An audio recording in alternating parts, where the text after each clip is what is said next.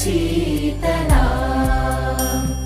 सस्यश्यामला मातरम् वन्दे मातरम्। शुभ्रज्योत्स्ना पुलकितयामिनी पुल्लकुसुमित द्रुमदलशोभिनी सुहासिनी सुमधुरभाषिणी सुखदां वरदां मातरम् वन्दे मातरम् वन्दे मातरम्।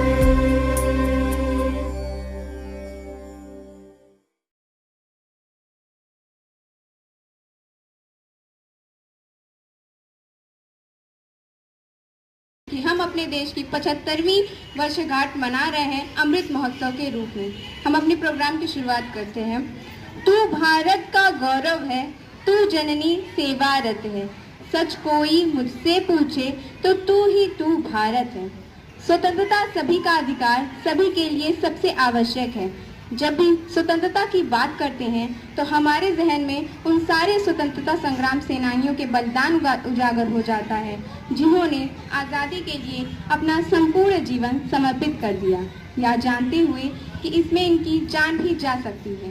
उन सेनानियों की सदैव यही सोच रहती थी कि वो इंसान ही क्या जो जिए स्वयं के लिए, वो इंसान ही क्या जो जिए स्वयं के लिए, इंसान तो वो है जो जिए इंसानियत के लिए। स्वतंत्रता सेनानी हमारे भारत देश के वो सपूत हैं जिनके बलिदान को संपूर्ण भारत याद रखता है, क्योंकि यदि वे सपूत ना होते तो आज हम गुलामी की जंजीरों में जकड़े होते। वैसे तो भारतीय स्वतंत्रता संग्राम से जुड़ी प्रत्येक घटना बहुत ही महत्वपूर्ण है तथा स्वतंत्रता संग्राम से जुड़ा प्रत्येक व्यक्ति महान है, परंतु कुछ ऐसे भी वीर थे जिन्होंने इस संग्राम में आगे बढ़कर आंदोलनों का नेतृत्व किया, भारत को स्वतंत्र कराने में अपना योगदान दिया। मंगल मस्ती में चूर चला, पहला बागी मशहूर चला, गोरों की फौज को धूल चटाने, देखो बलिया का शूरवीर चला। सन 1857 का आंदोलन जब आज़ादी का संग्राम की नींव रखी गई थी, यह पहला स्वतंत्रता आंदोलन था जिसकी शुरुआत मंगल पांडे द्वारा की गई थी। उनका जन्म 30 जनवरी 1831 को संयुक्त राज्य बलिया जिले के नगवा गांव में हुआ था। अब आपके सामने कंठेतु की प्रतिभा मंगल पांडे के रूप में उनके द्वारा किए गए कार्यों और संघर्षों के विषय में बताएंगे।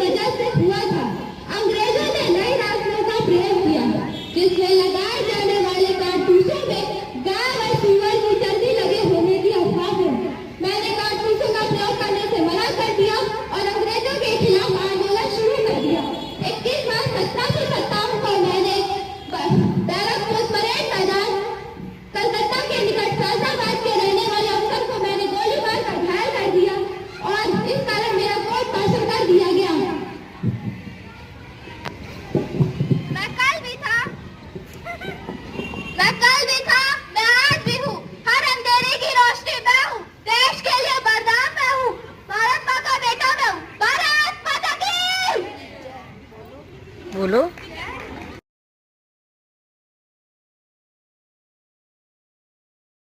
या मर्दानी की परिभाषा बन आजादी का पैगाम दिया।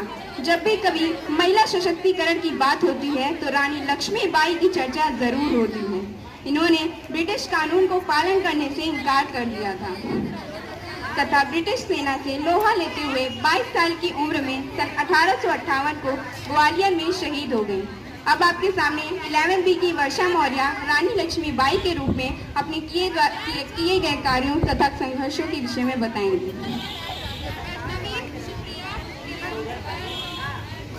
झांसी की रानी। मेरा जन्म 19 फरवरी 1828 को वाराणसी में हुआ। मेरे पिता का नाम मोरूपंत तांबे तथा मेरी माता का नाम भागीरथी बाई। मेरा नाम मणिकर्णिका है, लेकिन सब मुझे प्यार से मनु कहकर पुकारते हैं। मैंने बचपन से ही शास्त्रों की शिक्षा ली है।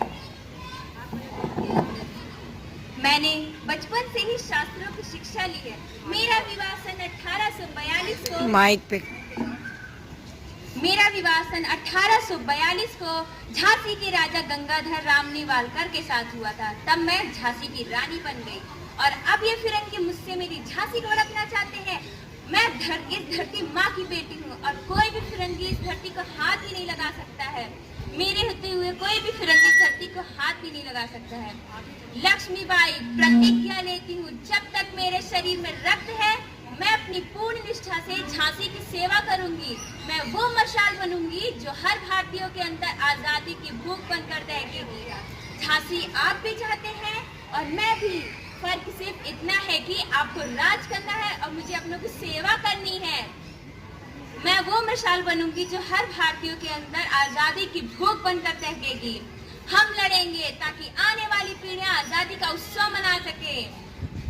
हम लड़ेंगे ताकि छत्रपति शिवाजी के स्वराज के सपने को पुनः जीवित कर सके। भाग फिरंगी भाग, भाग फिरंगी भाग। झांसी की रानी आई। जब बेटी उठ खड़ी होती है तभी विजय बड़ी होती है। भाग फिरंगी भाग। चमक उठी सन 57 में वो तलवार पुरानी थी। खूब लड़ी मर्दानी, वो तो झांसी वाली रानी थी। हाँ, मैं ही हूँ झांसी की रानी। जब मैं अंग्रेजों के साथ युद्ध लड़ने जा रही थी तब मेरे साथ मेरा पुत्र दत्तक पुत्र दामोदर तथा मेरा घोड़ा मेरे साथ था। युद्ध का दूसरा दिन था और उसी समय मैं युद्ध करते करते वीर गति को प्राप्त हो गई। धन्यवाद।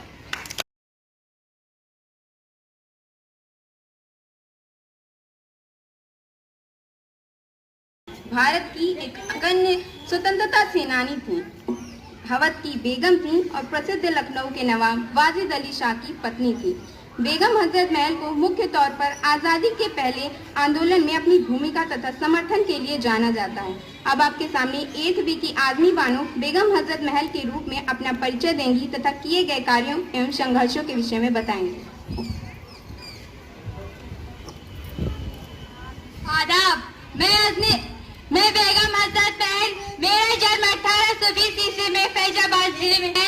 मेरे जन्म 1820 ईस्वी में फैजाबाद जिले में हुआ था। शुरू में मुझे अवध के दरबार में हिसाब किताब करने के लिए नियुक्त किया गया था। बाद में मुझे शाही हरम में एक दासी के रूप में रखा गया। शाही हरम में रहते हुए मुझे परी का पद प्राप्त हुआ। इसके बाद अवध के नवाब वाजिद अली शाह ने मुझे अपनी बेगम बना लिया। बेगम हजरत महल का पद मुझे मेरे बेटे पीरजिस कद्र के जन्म के बाद प्राप्त हुआ। 1857 ईस्वी में अवध के ब्रिटिश ईस्ट इंडिया कंपनी के अधिकारियों ने जब अवध राज्य पर कब्जा कर मेरे शौहर नवाब वाजिद अली शाह को कोलकाता बंदी बनाकर भेज दिया, तब मैंने अवध के बागडोर को अपने हाथ में ले लिया और अपने बेटे पीरजिस कद्र को गद्दी पर बिठाकर अंग्रेजों से खुद मुकाबला किया। मैंने नौनत साहब और फैजाबाद के मौलवी जी के साथ मिलकर अपने राज्य को बचाने के लिए जी जान से जुड़ गई तथा अंग्रेजों से लड़ते हुए वीर गति को प्राप्त हुई। जब तक हमारा मुल्क आजाद है तब तक हम आजाद हैं। अंग्रेजों को हमारी आजादी की क्या अहमियत, इन्हें तो हमारी कोई बात भी नहीं समझ में आती, न ही हमारे तहजीब। वो अंग्रेजों को ये एहसास नहीं कि नाजुक से दिखने वाली कलाइयाँ कितनी खूबसूरती से तलवार चलाती हैं। हमने हमेशा वो ये नहीं जानते कि हमने इस मुल्क की हमेशा खिदमत की है, चाहे दहलीज के इस पार से चाहे उस पार से। अवध की फतह हो, अमन की फतह हो, इंकलाब जिंदाबाद।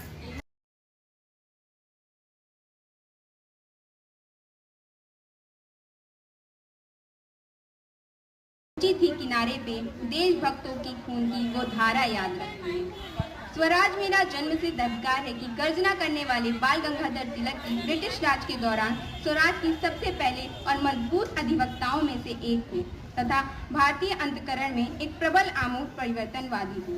अब आपके सामने 11वीं बी की ज्योति कुशवाहा उनके रूप में उनके विषय में बताएंगे। मैं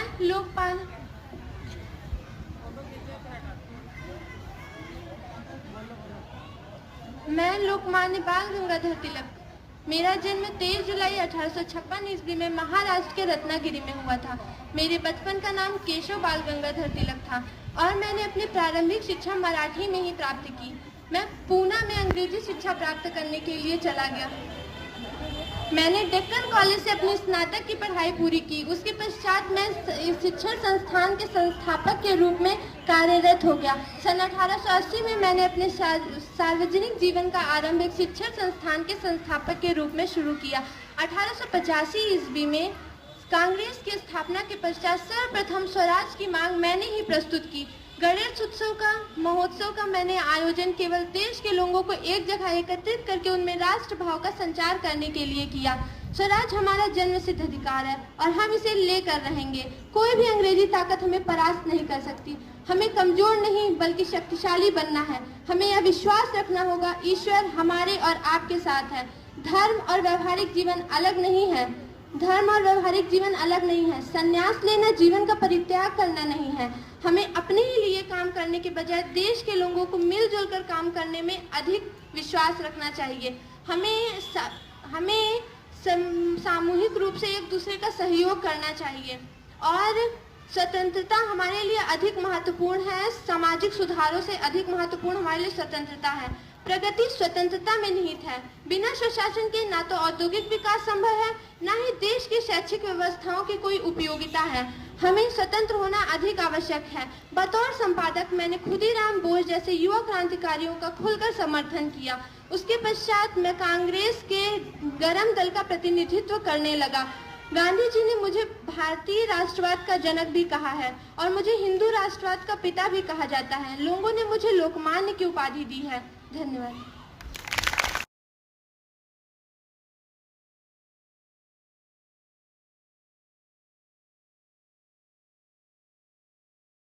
और जातिवाद, रूढ़िवाद परंपराओं का खुलकर विरोध करने वाले विपिन चंद्र पाल जो गरम दल के नेता थे। ये राष्ट्रवादी दृष्टा के होने के साथ साथ क्रांतिकारी, समाज सुधारक, शिक्षक तथा उच्च कोटि के वक्ता थे। अब आपके सामने विपिन चंद्र पाल आएंगे। मैं विपिन चंद्र पाल। मेरा जन्म 7 नवंबर 1898 में बंगाल के धनवान जमींदार कायस्थ हिंदू परिवार में हुआ था। मेरे पिता का नाम रामचंद्र पाल और माता का नाम नारायणी देवी था। मेरी प्रारंभिक शिक्षा एक मौलवी के सनिध में हुई। बाद में मैंने saint Paul cathedral mission Calcutta में अध्ययन किया था, लेकिन कुछ कारणों की वजह से मुझे अपनी पढ़ाई बीच में ही छोड़ देनी पड़ी। मैं वर्ष 1889 में एक विद्यालय में पढ़ाने का कार्य करने लगा और मैंने कोलकाता में एक पुस्तकालय में भी काम किया था। हमारे देश में आज़ादी के समय गरम दल के लाल बाल पाल की इस मशहूर टिकड़ी को तो आप सभी जानते होंगे। इस मशहूर टिकड़ी में लाल थे लाला लाजपत राय, बाल थे बाल गंगाधर तिलक और पाल थे विपिन चंद्र पाल यानी कि मैं।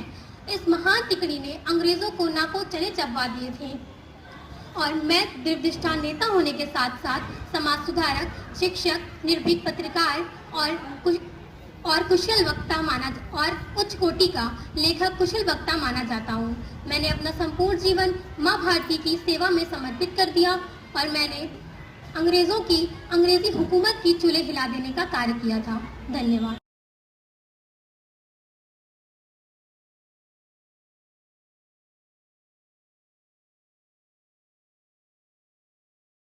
भारत में सबसे पहले स्वराज की मांग करने वाले प्रसिद्ध उदारवादी व प्रखर देशभक्त थे। इन्हें the grand old man of India के नाम से प्रसिद्ध वक्ता कहा जाता है।